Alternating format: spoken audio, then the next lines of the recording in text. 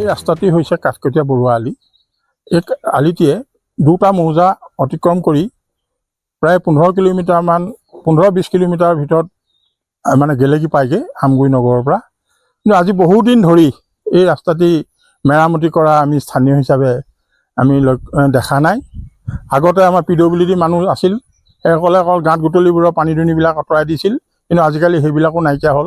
এখন আমাৰ গণতান্ত্ৰিক চৰকাৰ থাকোঁতে, এটা PWD বিভাগ থাকোঁতে, গতিকে আমি এনেকুৱা ৰাস্তাই অহা যোৱা কৰিবলৈ পোৱাটো বৰ দুৰ্ভাগ্যজনক অৱস্থা হৈছে। বিশেষকৈ আমাৰ ছাত্ৰ ছাত্ৰীসকলৰ কাৰণে সদায় আমাৰ চিন্তা হয়, কাৰণ ছাত্ৰ ছাত্ৰীসকলক এই গাঁতবিলাকৰ কেতিয়া কি ঘটনা ঘটে তাৰ কোনো নিৰ্দিষ্টতা নাই। গতিকে আমি ভাবিছোঁ চৰকাৰক এটাই অনুৰোধ কৰোঁ, যাতে অতি সোনকালে এই ৰাস্তাভাগি তেখেতসকলে মেৰামতি কৰি আমাৰ ডুগদৰ অঞ্চলৰ পৰা গেলেকীলৈকে যিটো ৰাস্তা, এই ৰাস্তাটো নিৰ্মাণ কৰি দিলে বিভিন্ন কলেজেই হওক, হস্পিটেলেই হওক বা নগৰলেই হওক, বিভিন্ন ঠাইলৈ যোৱাত সুচল হ'ব বুলি আশা কৰিছোঁ।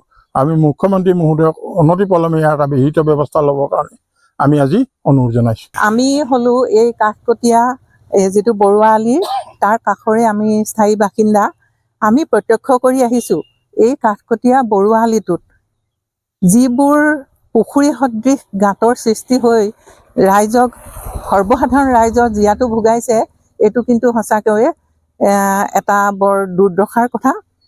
আমি এই কাঠকটীয়া বৰুৱা আলিটোৱেদি আমাৰ এই প্ৰায় 25-30খন গাঁৱৰ ছাত্ৰ ছাত্ৰীয়ে শিক্ষানুষ্ঠানলৈ শিক্ষা গ্ৰহণ কৰিবলৈ যায়। এই গাঁৱৰ গোটেই যিবিলাক বেমাৰী মানুহ, তেওঁলোকে হস্পিটেললৈ যাবলগীয়া হৈছে, আৰু বেহা বেপাৰকে আদি কৰি সেই সকলোবিলাক কাম এই ৰাস্তাটোৰে হয়। কিন্তু এই ৰাস্তাৰ যিটো দুৰৱস্থা, ইয়াক কিন্তু আমি ভাষাৰে বৰ্ণনা কৰিব নোৱাৰি। আপোনালোকে নিজেই প্ৰত্যক্ষ কৰিছে এই ৰাস্তাটোত হোৱা, এতিয়াতো বাৰিষা দিনত এই ৰাস্তাটো হয়তো মানুহ অহা যোৱা কৰিব নোৱাৰিবও পাৰে। গতিকে মানুহৰ বহুত দুৰ্ভোগৰ সৃষ্টি হৈছে ইয়াত। সেইকাৰণে আমি চৰকাৰৰ প্ৰতি আমাৰ এটা বিনম্ৰ অনুৰোধ, যাতে খুব সোনকালে এই ৰাস্তাটো পুনৰ মেৰামতি কৰি আমাৰ ৰাইজৰ কাৰণে এটা সুচল সুব্যৱস্থা কৰি দিয়ে। এয়াই আমাৰ চৰকাৰৰ প্ৰতি বিনম্ৰ অনুৰোধ।